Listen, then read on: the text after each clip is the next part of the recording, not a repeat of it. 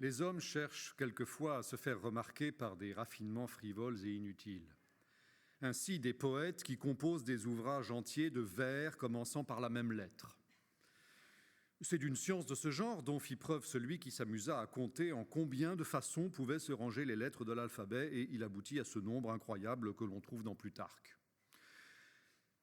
Nous venons de jouer chez moi à qui pourrait trouver le plus de choses qui se touchent par leurs extrêmes, comme le mot « sire », qui est le titre qui se donne à la personne de rang le plus élevé dans notre société, le roi, et qui se donne aussi aux gens du peuple comme les marchands et ne s'utilise pas pour ceux qui sont entre les deux. Les femmes de qualité, on les nomme dames, celles de rang moyen, demoiselles, et dames encore, celles qui sont au bas de l'échelle. Les dés que l'on fait rouler sur les tables ne sont pas permis que dans les maisons des princes et dans les tavernes. Démocrite disait que les dieux et les bêtes avaient les sens plus aiguisés que les hommes qui sont dans la catégorie moyenne. Les Romains étaient vêtus de la même façon les jours de deuil et les jours de fête. Il est certain que la peur extrême et le courage extrême troublent tous deux le ventre et le relâchent.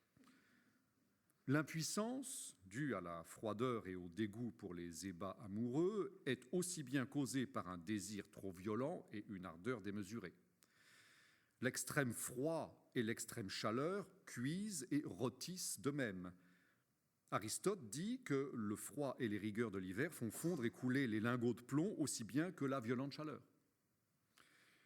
Le désir et la satiété remplissent de douleur les états situés au-dessus et au-dessous de la volupté. La bêtise et la sagesse se rencontrent au même point quand il s'agit de l'attitude à prendre face aux malheurs qui frappent les hommes. Les sages répriment le mal et le dominent, les autres l'ignorent.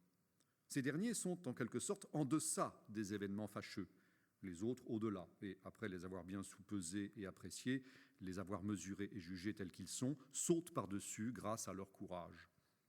Ils les dédaignent et les foulent aux pieds parce que leur âme est solide et forte et que les flèches décochées contre elles par le hasard, trouvant un objet dans lequel elles ne peuvent pénétrer, rebondissent sur lui et s'émoussent. La condition moyenne et ordinaire des hommes se situe entre ces deux extrémités. Ceux-là perçoivent les malheurs et ne peuvent les supporter. L'infantilisme et la décrépitude se rejoignent dans une même faiblesse du cerveau. L'avidité et la prodigalité dans un même désir d'attirer à soi et d'acquérir. On peut dire aussi d'une certaine façon qu'il y a une ignorance abécédaire avant la connaissance et une autre doctorale après la connaissance.